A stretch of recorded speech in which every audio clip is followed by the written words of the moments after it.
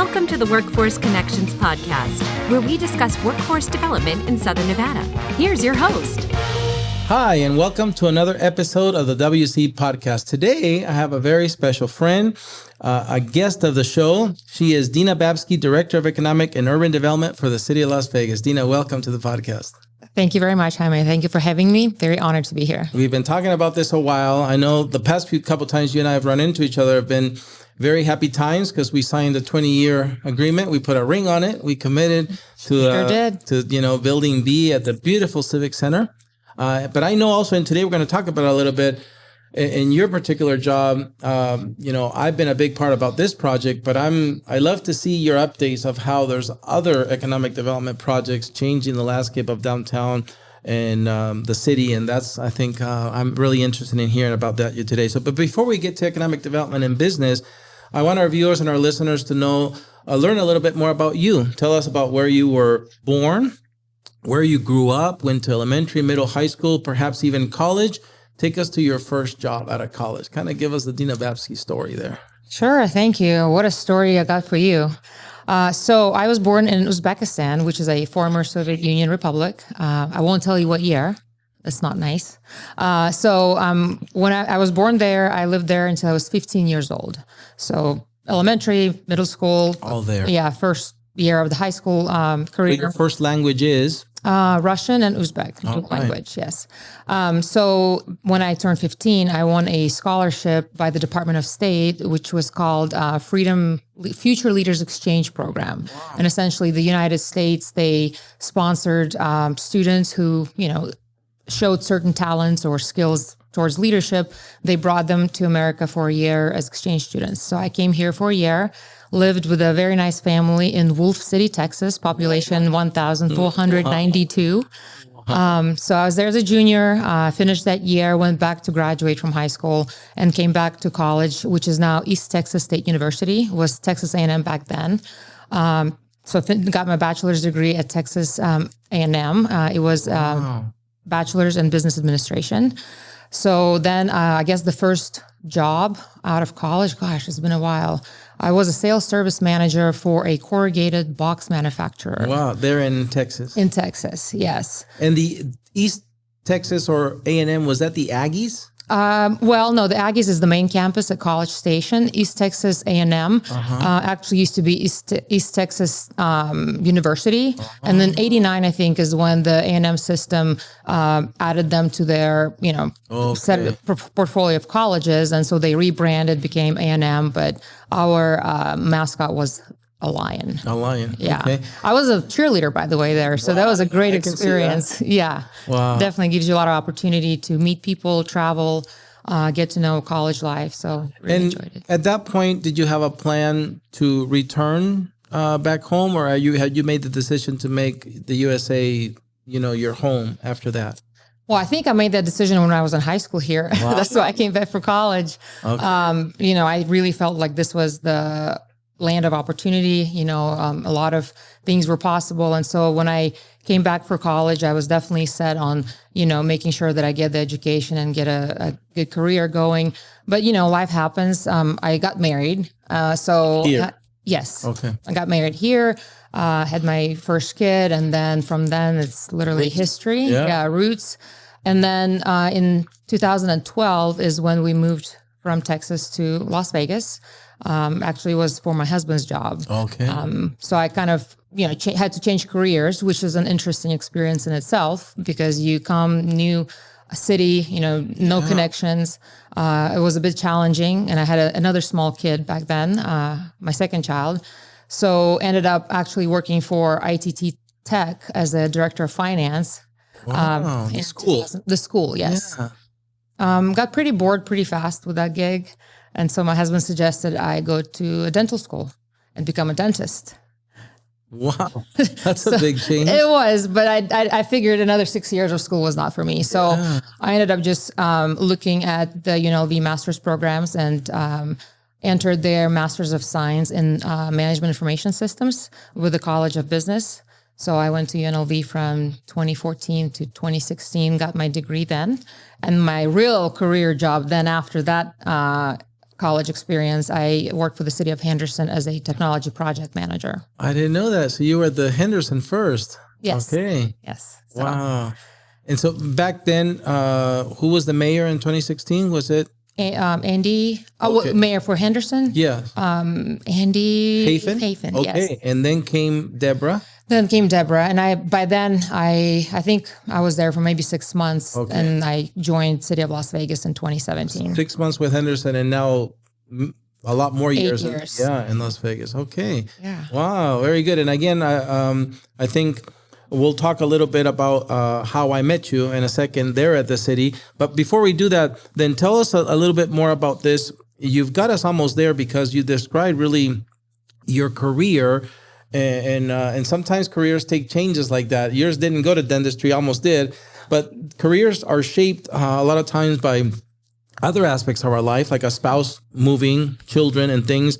What would you say would be a pivotal thing that made you land in what you're doing now, which is economic and urban development of the city of Las Vegas? Is there a key thing that got you plugged into that route? Yes, I think it was the job that I had before this one.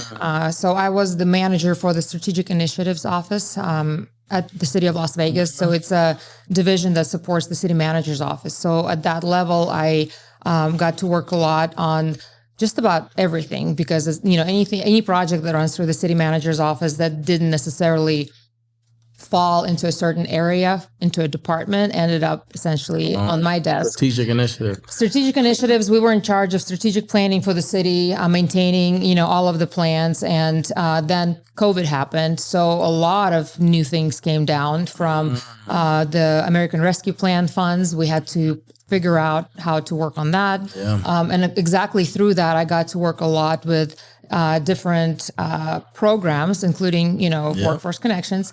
So, but I got exposed to a lot of the development world and redevelopment stuff. And so I got really interested in that. And that, having had a lot of the general city experience and, especially at the city manager's level office and strategic planning, that gave me a lot of background and knowledge on how to transition smoothly into the role into economic development. And again, through the ARPA programs, we worked a lot with businesses, and that gave me obviously a lot of opportunity because I've made a lot of connections. So my previous job was kind of what gave me the path forward for my current job. That makes sense. And I feel you're in the right role because from the day I met you, I can tell you're a person that is not transactional. You're very relationship minded. And so I think this is like the perfect job for you because it's not, of course, relationships are part of it, but then the projects have to pan out and be successful and get funded and all that stuff. But can you share what it's like to be the director of urban and economic and urban development for the city? And perhaps what do you, because a lot of people have that job in other cities, but what do you most love about your role that you have right now? I'll be honest, this is my favorite job of all the jobs that I've had. I love every day I come to work. And I think what makes it so, beyond the fabulous team that we have at the city, they're just a fun group of people. It's seeing things come out of the ground for the redevelopment side of it, right? But also from the traditional economic development side, which is business attraction, business retention. It is making those connections, and it is seeing how a small entrepreneur gets to, with our assistance and support, gets to move on to that next level and then become a successful business.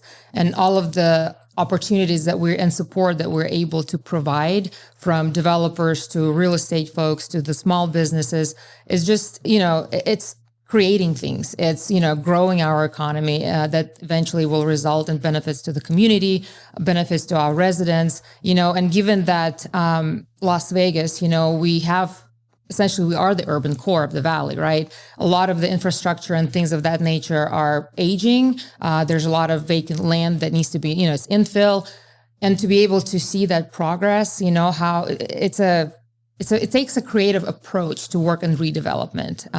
Because the land, things were on it before, there's things underground. Yep. And so to work through all of those nuances and be able then deliver something new that fits in the existing community, it's very rewarding. That's right, because it has to complement what's around it. It has to help that ecosystem, right? And I love the small ones. Like the other day, you posted something about the Doberman Lounge or the Doberman, yes. Yeah, that's cool because it's a small project within, again, an existing mature neighborhood. But then I also love the hotel going in front of the Smith Center, you know, and the residential components of that. That's another scale, but never seen, I think, downtown. We built hotel casinos like that, but never a residential unit like that. Is that correct? Yes. So the building you're referring to is the high-rise by Southern Land Company. Great partners of ours. We have multiple projects going with them in downtown. It is for rent. And it is actually the first high-rise for rent in Las Vegas. Wow. Yeah, it's gorgeous. The shape of it, the location of it, right? And you can't miss it because the spaghetti bowl is right there. You can. It's really changed the skyline of downtown. Yeah. And it was amazing to see it go up floor by floor by floor. Yeah. And they have a dog spa. Oh, wow. Isn't that amazing? That is very cool. Yeah, again, I love your the fact that you take the effort to update everybody because you go to those sites part of your job, but the fact that you post it, for me now, it's become, what's Dina up to? So, you know, this place, that place, you can kind of tell what's going on in economic development. And that's the goal, because I've heard even, you know, in the few months when I first became the director that people didn't know what was going on, you know, and we feel like there's so much going on. So how can we change that? And so I have a great social media team, just like yours here. They are very helpful in kind of strategizing. You know, I tell them what's happening, then they help me create the content and, you know, make it relatable to people. And so I'm very excited that, you know, the LinkedIn posts, I get that a lot, are helpful to folks to learn what's going on. Yeah, tell them they're doing a good job. Thank you. I will. So let's talk about also at the high level. I know you have the council kind of, and, you know, the mayor set the direction for then Mike and the team, the City of Las Vegas team, the executive team, the directors to execute. Can you kind of summarize for us what are the top priorities for growth and development for the coming years for the city? And again, knowing that agenda is set in city council and all that, you guys execute. But can you kind of give us a summary of what that looks like for the next few years? Sure. So I'll start with, like you mentioned, the city council level priorities. For the last 5 years, the 3 priorities we've had, they haven't changed. It is public safety, healthcare, and economic diversification. So I know that council is starting they're starting work on a new strategic plan every 5 years. That's how often they revise it. With that said, if we take it a level lower, specifically to what my department does to support that, that's that third priority, economic diversification, right? So I think the unique part for Las Vegas compared to our, sister jurisdictions here in the Valley, it's the fact that we are in the urban core, and while everybody's landlocked, we are even more so landlocked. Yeah. So a lot of our opportunities must be created from our existing, land holdings. And as I mentioned earlier, there's a lot of infill opportunities. But again, before we can attract businesses and, then help them grow and then help make sure that they stay there, we first have to prepare the sites, right? We have to redevelop, prepare the spaces, build them, rebuild them. So with that said, it is very important for my department to continue the redevelopment efforts.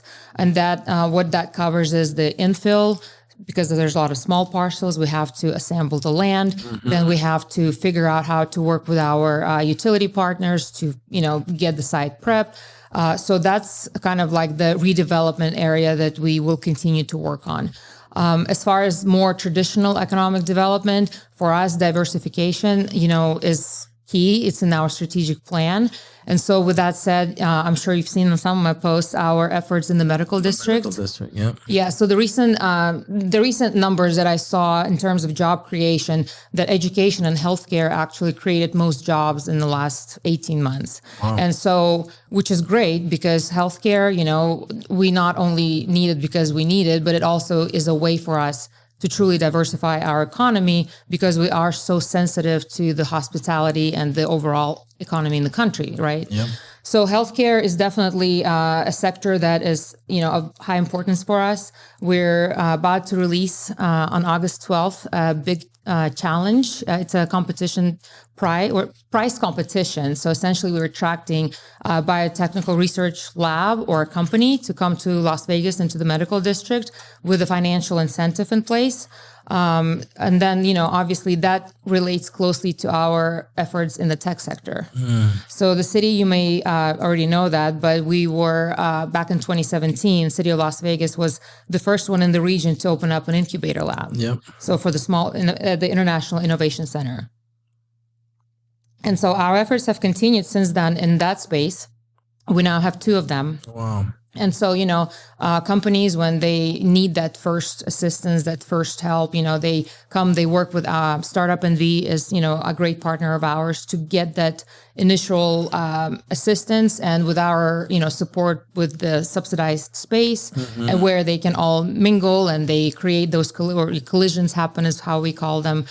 Collisions when people run into each other and create opportunities, right? So all of that is definitely on our, top priority list.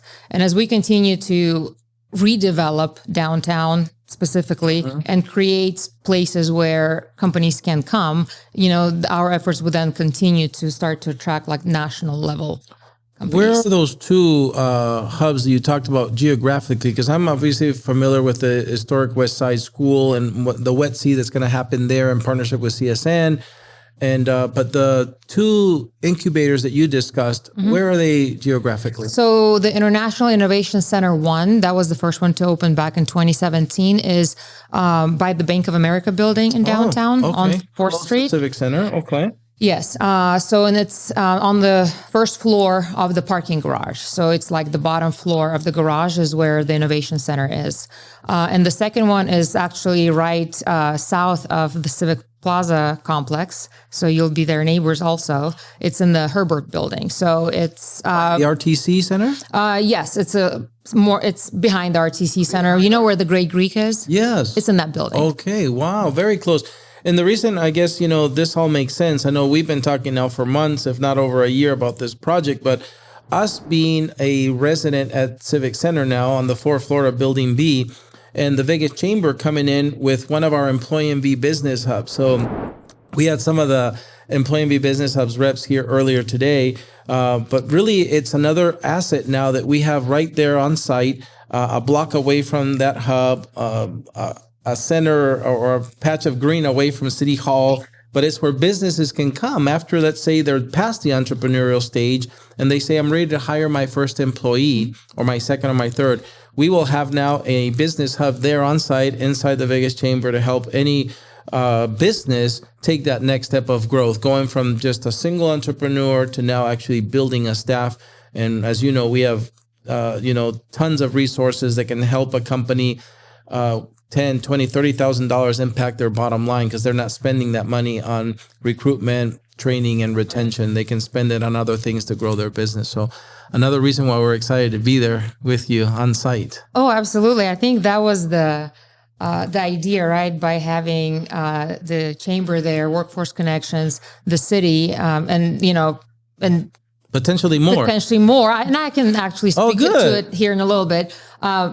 But yeah, the idea was that we create that synergy where you can start by wanting to open up a business and then, have all the resources you want and then have the opportunity to grow into a fully established business and be successful. It's so exciting that's happening. It's becoming a reality. I remember the first meeting with, the city manager with Jorge before Mike and, Councilwoman Diaz and, again, back then it seemed like everything was still on a napkin. It wasn't. You guys had drawings and all, but nobody had excavated anything yet. There was still that parking lot. I think the Goodfellas bonds people. Yes, I mean, that's how far. But now I visited today, and wow, what a beautiful site it's going to be.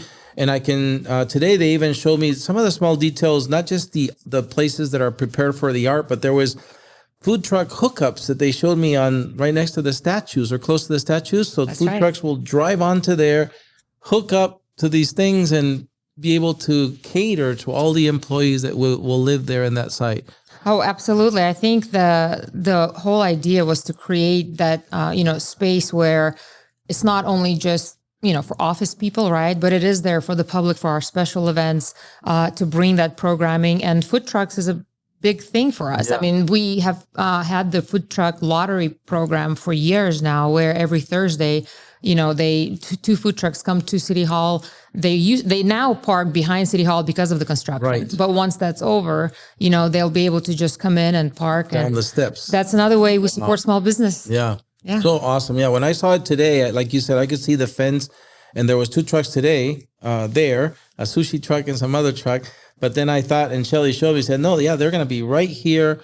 And you look at the buildings, it makes sense. The people can just come down from their office. The food trucks are here, go enjoy some camaraderie, some good food. I just sense that it's going to be, there was a lot of thought put into, of course, the city with putting grass down, real grass.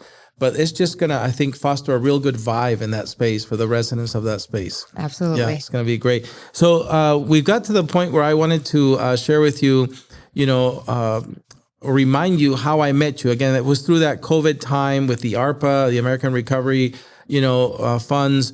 But the city of Las Vegas asked us to help those small businesses. COVID was hard on small businesses. And so we were past the worst of times, but we came in and partnered with you. You set aside $1 million to really help businesses that were affected still by COVID, that were still trying to recuperate, but they needed some extra help. And you said, we want to focus on cities that are doing business right here within city limits.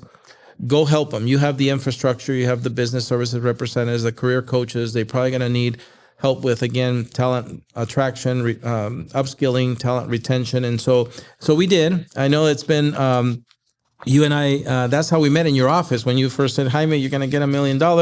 And then since then, we've kept in touch with you throughout that process. But throughout the loan, we ended up helping 100 businesses. Those 150 of them were in qualified census tracts, so high need. Again, there's been, the success is that these small businesses all got to hire more people or got to upskill people that they already had. But in the long run, it's made them a healthier business. And that's, again, because of the investment that the city made. We were a vehicle. I think it helped us, again, start to identify the ways we can partner, the additional ways we can partner. But I'd like to hear from you.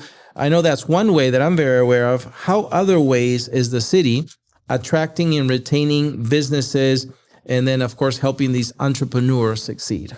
Absolutely. I remember that $1 million very well. I also know that your team did a great job because there was a lot of requirements around those funds. So I commend you and appreciate your team's efforts because, again, it was unprecedented times with ARPA money.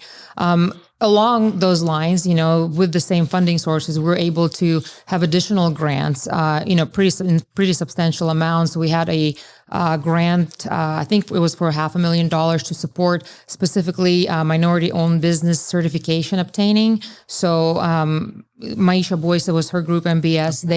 They worked on that, and they were able to help those that wanted to get certified to go through that process. We had grants that helped. It was how little businesses or small businesses have rewards or loyalty rewards. Mm-hmm. If you so there was a pool of businesses in downtown that participated in that program where essentially there was a pool of money available, and we were able to kind of subsidize some of those businesses and have them kind of grow their clientele. But aside from the financial assistance, my team, the economic development part of the department, they are very close. They have very good relationships with existing businesses. So they're always in touch. They periodically call them to make sure that, the businesses know we're here. Anything you need, we can help you support, whether it's, providing resources to different agencies, like, the things that the state can assist with, the things that they need to go to the county for. But it is a lot easier and more convenient if they go, if we are there to kind of route them and direct them where they need the assistance that they're looking for. In addition, we still, even now beyond the ARPA money, we still have some funding, available through the redevelopment agency, whether it's the business and they are doing renovations. There's a program, a visual improvement program that they can qualify for to get up to $25,000 to help with the exterior, right? And it is so important for that example that you brought, the Doberman, right? Yeah. There's a lot of those older buildings in downtown that, need that uplift and some, some TLC. And so with costs going up, it's very expensive. And that's, we participate in those types of programs. We also have a security grant program, and that's for specifically for security upgrades, whether it's cameras, fencing, lighting. It's common for urban cores to, have occasionally security incidents, and not just to Las Vegas, but in general across the country. And so we're being proactive in helping businesses pay for those types of expenses. So from funding sources to just having, helping, folks kind of guide them where to get what, how, my department is there to assist, and we're just excited to, be able to help. And how easy is it to connect with your department, Dina? Can one go, for example, to the City of Las Vegas website and then quickly find urban and economic development? Yes, it's all these programs. Yes, it's the top tab that says business. There's like residence, government, and you click on business, and we're the first thing there. Okay, we're going to show that here on our, once we put this on our YouTube channel, we're going to do some image captures of those screens so people quickly can know how easy is it to find you. Absolutely. You and your team. So we've talked a lot about your professional side, which you're very busy. Again, your social media shows it. You're here, you're there, highlighting all the stuff going on in the city. We'd like to our listeners and viewers also to know a little bit about your personal side. So when you're not working, how do you and the family, I know you mentioned your husband, your two kids, how do you enjoy, life? Because I know you do like to travel. I know you like good food, good drink. So tell us a little bit about how you spend your personal time. What hobbies, interests you enjoy? Well, I actually have 3 sons, so and a stepdaughter. But yes, so it's more than 2. Wow. But I guess the hobbies, when it comes to hobbies, outside of work as a parent, you don't get too much time, because my hobby, I guess, is tackle football, because that's what my sons play. Okay. Aside from that, personally, I love karaoke. I play piano, so the few minutes that I get to myself, I kind of try to spend there, and then, maybe the gym time, but travel, of course, is important. And I think, it's important, just for my husband and I to get some, headspace back into normal shape, because between work, career, and kids, it's difficult. So we definitely try to take time to travel occasionally, but overall it's primarily revolving around the kids. Yeah. I'm glad I do see you're intentional about that, because again, you just have to follow you or be connected to you in social media. You were just in Mexico, right? We were for my birthday. Yes. Yeah. Yes. And so that's good though, because again, to perform well, you need to have that balance. You need to go recharge, and you seem to be very intentional. That's good about that. And so take me through the kids, the oldest and the youngest. What's that? That's span. 12 years. Wow. Not my oldest son is 19. He just finished freshman year in college. And then it goes down from that, 16, 13, and 7. Yeah, you're busy. Those are the busy Don't forget years. my 2 dogs. They're probably the most needy. Yeah, that's busy. Mine are 30 and 32, so it gets easier. It does? Yeah. Okay. Yeah, they become self-sufficient, and there's a period where you have to fight to be back in their life, which is hard because, but then now I'm in a period where they call me and say, let's do dinner, let's do that. And they want to pay for it. So I look forward to that. It gets better. Right now, it's not close. I know. That 18, 19, you're still there. So, well, good. Thank you for sharing that piece of you. Now, there might be some young people. You're an immigrant like me. I came into this country. I feel I was given the opportunity for that American dream we all read about, see in movies. Like you said, I am convinced of the same. As there is stuff, of course, here that can be better, especially today when you see the lack of civility in politics and all this. But still, with all considered, it's still a lot of opportunity. You and I are examples of that. And if we were to think about other young people, because I always think about the 18-year-old me, and I wish I could give him advice, but then I think he wouldn't listen anyway, But if you could give a piece of advice to somebody who is 18 and says, wow, Dina immigrated. She ended up in a career that perhaps she didn't plan for, but she's very successful. She's leading a department that's very important in the city, but yet she finds time to have a family, have dogs, travel. What advice could you give a young person to say, it's possible? You just got to, maybe consider this and that, and, you can also get there. The first advice is listen to your parents, but I know nobody will. So I think it's important because I was thinking about this question last night. What advice would make sense? And the reality is, like you mentioned, there's very rare when a person at 18 years old know what they want to do, and they actually end up doing it. There's some people that are, like passionate musicians and they just stick with that. And I always envy those people because they knew what they wanted to do. At 18 years old, I had no idea. I think I changed my major 5 times in the first 2 years, just trying, to figure it out, and ended up doing something that's not even related to, those first 5 majors that I'm doing now. So I think it's a matter of just, you go with the flow, but you don't, go off the cliff. Essentially, take one job at a time, and a lot of times, because when right out of college, we all are job hungry. So we take the first job that is offered to us. It may not be what we want to do, right? But because you start your career there, you start your experience there and kind of accumulate it, you end up staying in that field because that's, where you work. But I also, kind of want to highlight, don't be scared to change that. If the job that you're in after college doesn't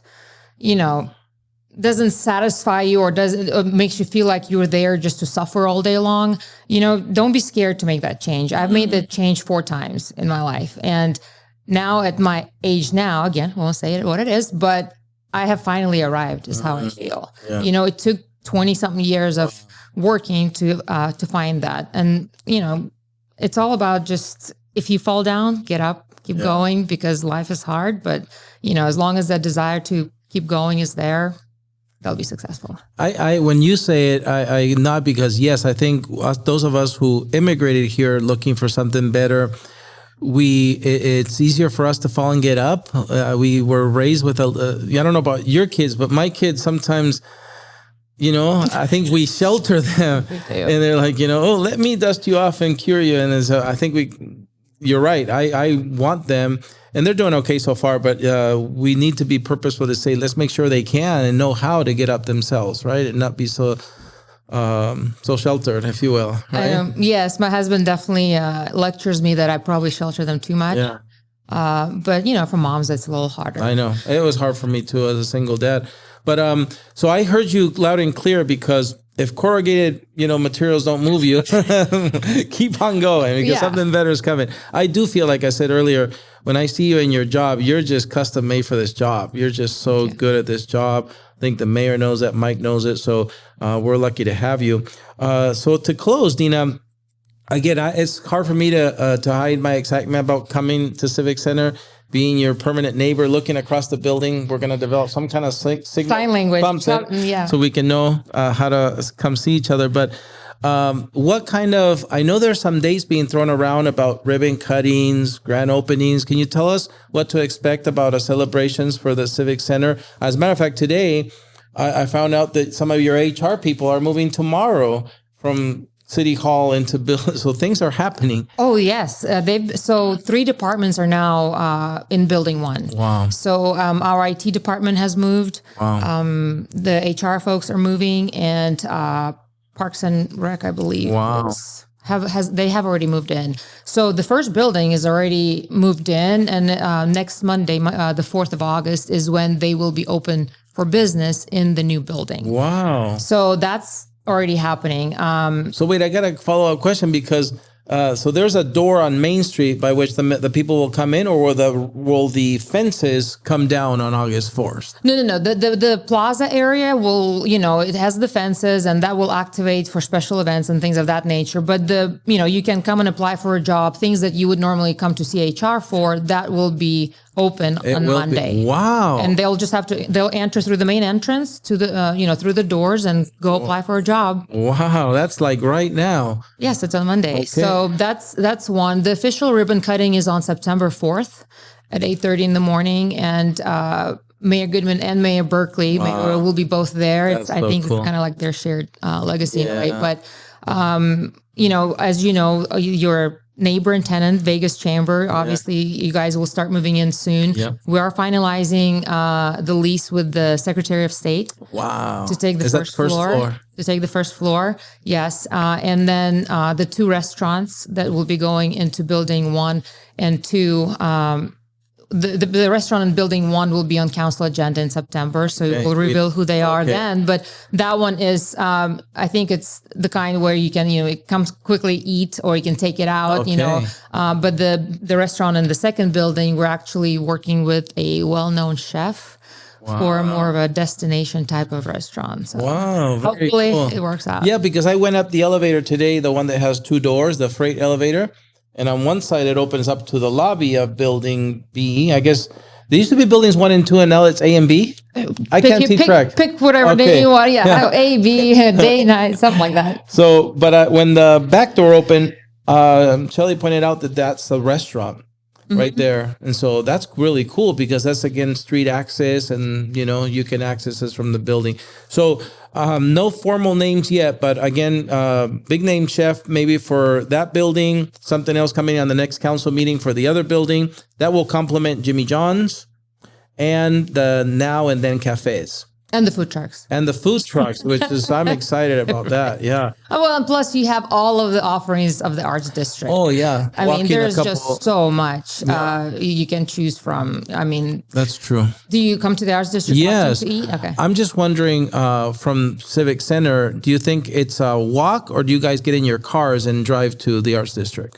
Oh, no, we can walk. Oh, okay. I mean, depending how far south you want to go, right? And how hot it is outside. Yeah. But, it's very much walkable. Like a lot of our employees walk to the Great Greek from. Okay, yeah, that's walkable. Yeah. But there's one I really like that's almost to Maine. I think it's called Tabernera or something. Yeah. That's too far, right? Or is that still walkable? That's walkable. Okay. Then great. Maybe, we're going to be. Especially in September when you all start moving in. That's true. Yeah, it'll be nice outside and you'll love it there. There'll be tons of options, right? Yeah. Yeah, I'm excited. I can't wait. So thank you for coming here today. I think, again, the offer is open when we, which is not, again, too far. We're wrapping out the last episodes. But once we're in our brand new, beautiful building, would love to have you back in our dedicated podcast room, our new podcast room, to help us launch our new year and to, again, maybe talk about what's even changed since then in economic development in the city. Is that a fair request? Yes, I'm looking forward to it. Awesome. I'll be very honored. Well, always good to see you, Dina. Thank you for being here with us today. Well, that's it for another episode of the WC Podcast. We hope to see you at a future one. And until then, stay safe.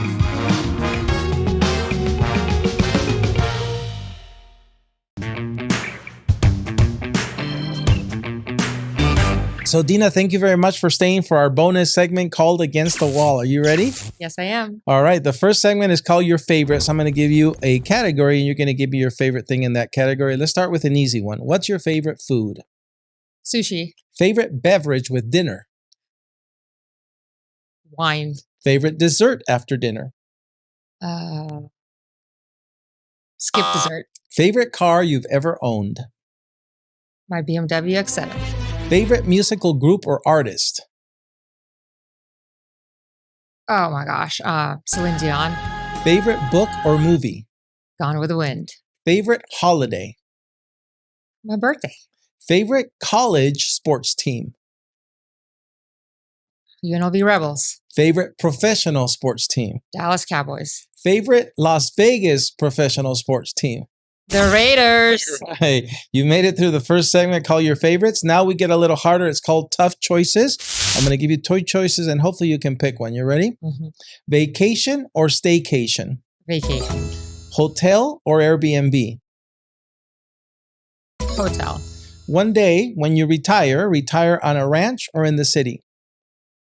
In the city. If you can spend a perfect day, would it be by the ocean or hiking in the mountains? The ocean. The ability to fly or breathe underwater? Neither. They both scare me. All right. The ability to speak with animals or speak any foreign language? Foreign language. Truth or kindness? Truth. Actions or words? Actions. Justice or grace? Woof. Justice. You made it through tough choices. Very good. The final segment is called Finish the Sentence. I'm going to give you about 90% of the sentence. You're going to finish it for me. You ready? If Dina could visit any place in the world, it would be Aruba. The best part about living here in Southern Nevada is the community. Dina's favorite thing about her job as Director of Economic and Urban Development at the City of Las Vegas is creating things. And if Dina could travel back in time, she would travel to today. All right. I'm living my life. Good. 3 words that describe you, Dina, are determined, decisive, funny. I couldn't agree more. Very good. Doing the WC podcast here with us today was amazing. Awesome. Well, thank you for staying over during the funnest segment.